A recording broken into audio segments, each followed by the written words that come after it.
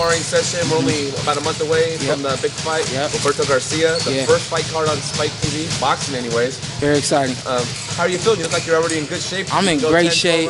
Yeah, man, I'm in great shape. I think we did 12 on Thursday, this past Thursday. And everything is just flowing really smoothly this camp and just doing really well, man. Just working hard and, trying to improve every day. Shawn Zittel, the Boxing Voice world champion, former world champion Shawn Porter. Shawn, late 2013 and into 2014 was your breakout year. It ended on your first setback as a pro. So what is 2015? What do you want 2015 to be? I think, I pick up right where I left off. Like you said, the last one it didn't go the way we wanted it to go, but the good thing about it is, I didn't get hurt in that fight. I wasn't, wasn't hurt emotionally or anything like that. So I'm just really excited and ready for another opportunity to do it again. And that was a very close fight too, among all the other things you touched on. Yeah, it's a very close fight. And you got to learn from that. You got to learn how to, use great defense at all times, and all that good stuff. You know what I mean? Just that's what we're doing now. Is just working every day on trying to become better, proficient boxers, instead of just brawling or just being fast and just being athletic. We're working on the basic fundamentals as well as the the most professional part of this sport, which is being strategical and being able to hit somebody and not get hit. And you only got 2 fights in last year. Normally you're getting 3, 4. Not happy about that at all. But everything I'm hearing from a lot of the other Heyman fighters is that they've all been told this year, even 10, 12 round fighters, they want 3, 4 fights this year. Yeah. It's not going to be a problem with so many TV deals he has. You want to be active? I want to be active. We've always wanted to be that way. I don't sit down when I'm not fighting, so I'm always in the gym and I'm always ready to go. So.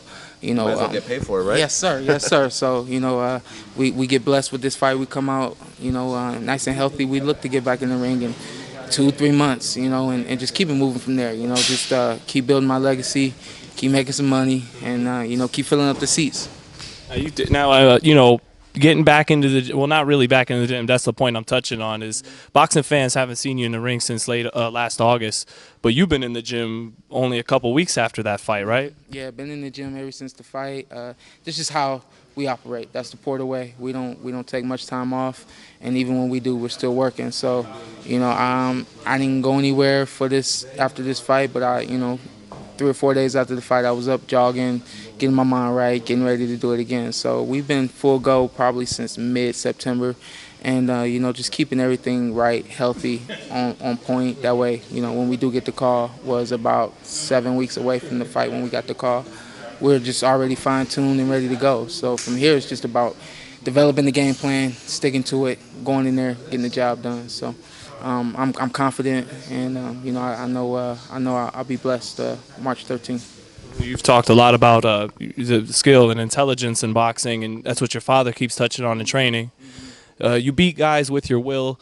Is it now time you're gonna have to beat guys with your skill? I think it's definitely time that once I establish to myself that I have the will, I have the power, I can do it. It's just about how I do it, and I think more than anything, that's what my dad is, really preaching to me now, is that the way I get it done matters more than, the will and the power and, the grit of the fight. It's how you get it done. So we're trying to become more masterful at this sport, and just try to continue to separate ourselves from everyone else in this sport, and, establish that we are great professional fighters, not just brawlers, So I think I got a little bit ahead of myself my past few fights, trying to overwhelm guys. So I think now it's time for me to not take a 100% step back away from that, but just know how to mix that in with the strategical part of the sport. Is this a tough challenge, mixing in that stuff, being a guy that's very aggressive, a very fan-friendly style?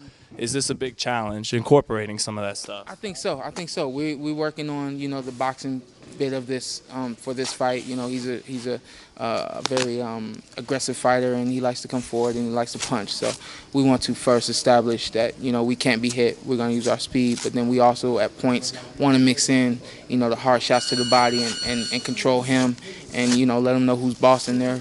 Hopefully we can make that happen from round 1 and carry it through to the end of the fight.